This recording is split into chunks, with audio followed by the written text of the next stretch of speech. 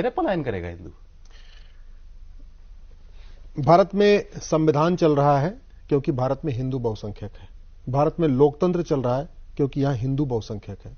भारत की सेना विद्रोह नहीं करती है क्योंकि सेना में हिंदू बहुसंख्यक है। भारत के जो नौकरशाह है वो सत्ता परिवर्तन के लिए साजिश नहीं करते क्योंकि नौकरशाही में भी हिंदू बहुसंख्यक है। अगर भारत में जो कुछ ठीक चल रहा है, जो पाकिस्तान जो होता है वो भारत में नहीं होता, जो बांग्लादेश में होता है वो भारत में नहीं होता, उसका मूल कारण है कि भारत में हिंदू बहुसंख्यक है। मैं आपको कुछ इंटरनेशनल पर्सपेक्टिव बताता हूं। भारत के बॉर्डर पे 9 देश है।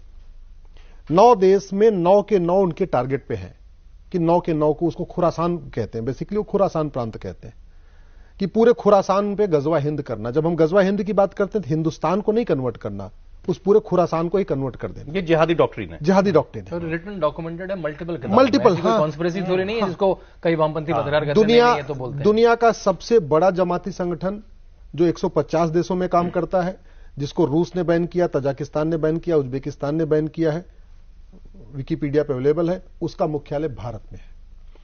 भारत का ही एक टुकड़ा अफगानिस्तान बन गया। अफगानिस्तान से हिंदू, जैन, बौद्ध, सिख खत्म हो गए, अगड़े पिछड़े खत्म हो गए, ब्राह्मण, क्षत्रिय, वैश्य, दलित खत्म हो गए। हिंदुस्तान का ही एक टुकड़ा पाकिस्तान बना, हिंदू, जैन, बौद्ध, सिख खत्म हो गए, ब्राह्मण, क्षत्रिय, वैश्य, दलित खत्म हो गए। हिंदुस्तान का ही एक टुकड़ा मालदीव था जहां चोल राजा राज किया करते थे, मालदीव से हिंदू, जैन, बौद्ध, सिख खत्म हो गए। हिंदुस्तान का एक बांग्लादेश एक टुकड़ा था जिसको ईस्ट बंगाल कहते थे। भाई वेस्ट पंजाब पाकिस्तान में चला गया और ईस्ट बंगाल बांग्लादेश बन गया। ईस्ट बंगाल में हिंदू, जैन, बौद्ध, सिख अभी जैसा सिंह साहब ने बताया 7% बचे हुए थे। अगले 2 से 3 साल के अंदर वो सब या तो कन्वर्ट हो जाएंगे या तो भाग जाएंगे। तो आपका बांग्लादेश भी हिंदू, जैन, बौद्ध, सिख से खत्म हो चुका है। अब मैं आता हूं जो 5 देश बचे हुए। अब उनकी जो जमातियों की जो अगला टारगेट है, भारत, नेपाल, म्यांमार, श्रीलंका और भूटान। और इन 5 देशों में आप देखिए बहुत तेजी के साथ डेमोग्राफिक चेंज हो रहा है। भारत की बात मैं करूं, 28 राज्य हैं, 8 केंद्र शासित प्रदेश हो गए, टोटल हो गए 36। 36 में से 9 राज्यों में हिंदू खत्म हो चुके हैं। भारत में 800 जिले हैं, 800 जिलों में से 200 जिलों में हिंदू खत्म हो चुके हैं, यानी 25% जिलों में खत्म हो चुके हैं। भारत में 6000 तहसीलें हैं, 6000 तहसीलों में से 1500 तहसीलों की डेमोग्राफी चेंज हो चुकी है, यानी 25% तहसीलों की डेमोग्राफी चेंज हो चुकी है। भारत के बॉर्डर पे 300 तहसीलें हैं, मतलब आपका चाहे गोवा बॉर्डर, चाहे आपका गुजरात बॉर्डर हो गया या राजस्थान बॉर्डर, समुद्री या लैंड बॉर्डर दोनों, जो हमारे बॉर्डर पे, उस पे टोटल 300 तहसीलें हैं। मैं कह रहा हूं कि आप इसको होम मिनिस्ट्री क्लेरिफाई कर ले, आईबी क्लेरिफाई कर ले, जिसको क्लेरिफाई, इसको मतलब सर्टिफाई कर सकता जो बात मैं कह रहा हूं। 300 की 300 तहसीलों की डेमोग्राफी सौरभ जी बदल चुकी है। भारत में जब मैंने 2017 में पीआईएल फाइल किया था, जब उस पर मैं काम कर रहा था, उस समय में आंकड़े राज्यवार दिए थे कि भारत में 5 करोड़ घुसपैठी आ चुके हैं। अच्छा, डेमोग्राफी बदली कैसे जा रही है? सबसे बड़ा माध्यम घुसपैठ, उसके बाद नेक्स्ट धर्मांतरण, चौथा जनसंख्या विस्फोट, तीसरा जनसंख्या विस्फोट, चौथा ड्रग। क्योंकि आप किसी देश को बर्बाद करना है तो उस देश के यंग जनरेशन को आप ड्रग में ढकेल दो। बहुत बड़े पैमाने पे प्लान्ड वे में भारत, नेपाल, भूटान, बांग्लादेश और म्यांमार में बहुत बड़े पैमाने पर ड्रग सप्लाई हो रही है।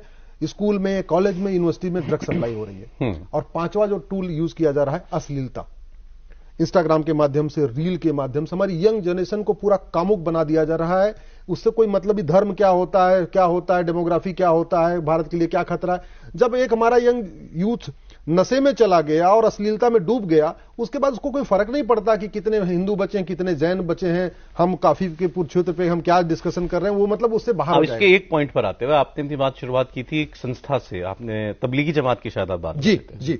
तो तबलीगी जमात आपकी अब जो जैसे बांग्लादेश में भी बात हो रही है, जमात इस्लामी काम कर रहा है। ये जमात इस्लामी पाकिस्तान में भी है शायद, हमारे यहाँ मुझे पता नहीं। जमात कश्मीर में, कश्मीर में हम लोग कहते हैं कि कश्मीर की रेडिकलाइजेशन के लिए जमात इस्लामी, लेकिन यहाँ वाला जमात इस्लामी और जो है कश्मीर वाला दोनों अलग अलग है। देखिए लेकिन हाँ, एक आपने अच्छा याद दिलाया, सलमान खुर्शीद ने आज जो बयान दिया है, सलमान खुर्शीद कांग्रेस के नेता के रूप में जाने जाते हैं, पूर्व विदेश मंत्री के, विदेश मंत्री, सुप्रीम कोर्ट के बड़े वकील है, सुप्रीम कोर्ट के बड़े वकील है, तबलीगी जमात के वो संरक्षक है, लीगल एडवाइजर भी है, उनके बोर्ड पर भी है।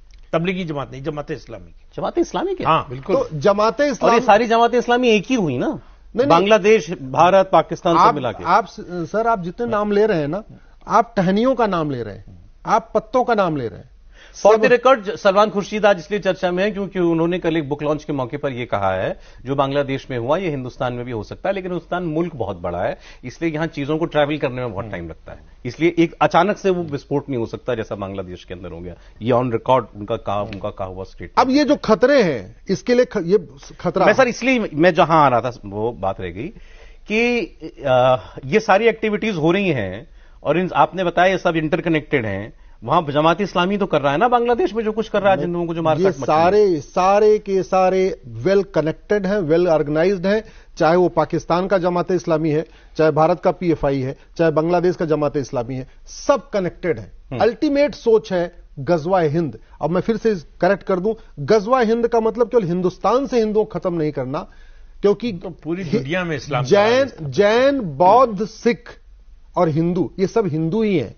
हम अपने को मानते हैं कि मैं तो, आप जैन हैं, आप बौद्ध हैं, आप सिख हैं, हिंदू हैं, नहीं।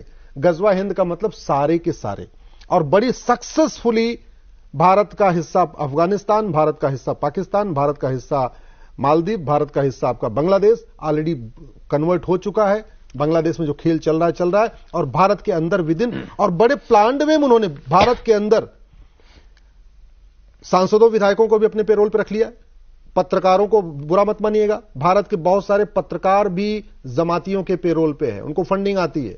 भारत के बहुत सारे नेता, विधायक, सांसदों को भी बाकायदा वो देखिए, उनका ट्वीट देखिए, उनका फेसबुक पोस्ट देखिए, उनका आप तरीका देखिए, वो डायरेक्टली इनडायरेक्टली कैसे सपोर्ट करते हैं। एक जर्नलिस्ट ने, महिला जर्नलिस्ट है, ट्वीट किया बाकायदा कि हम 20 करोड़ हैं, 25-30 करोड़ गैर संघी हिंदू हैं। हाँ, दोनों मिल जाएं तो बांग्लादेश का टेम्पलेट यहां भी लागू कर सकते हैं। बिल्कुल, ये ऑफिशियल ट्वीट है। मतलब अरफा खानम, बहुत लोगों की हसरत ये इस वक्त मंगे ले रही है। नहीं, ये बहुत सीरियसली, सौरभ जी इसको आप सीरियसली समझिए।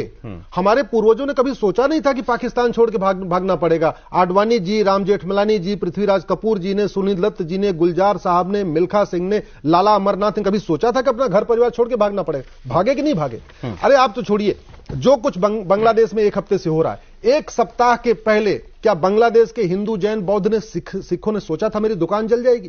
कभी सोचा था उनकी, हमारी बेटियों के साथ रेप होगा? कभी उन्होंने सोचा था हमें यहां से छोड़ के भागना पड़ेगा? हो रहा है ना। तो अगर बांग्लादेश में हो सकता है तो भारत में क्यों नहीं हो? उनका सपना बहुत चल रहा है। मैं इसलिए कह रहा हूं, बॉर्डर पे जो दुश्मन है उनसे सेना हमारी निपट लेगी, भारत के अंदर के दुश्मनों से निपटने के लिए कठोर दंड की व्यवस्था। और मैं इसको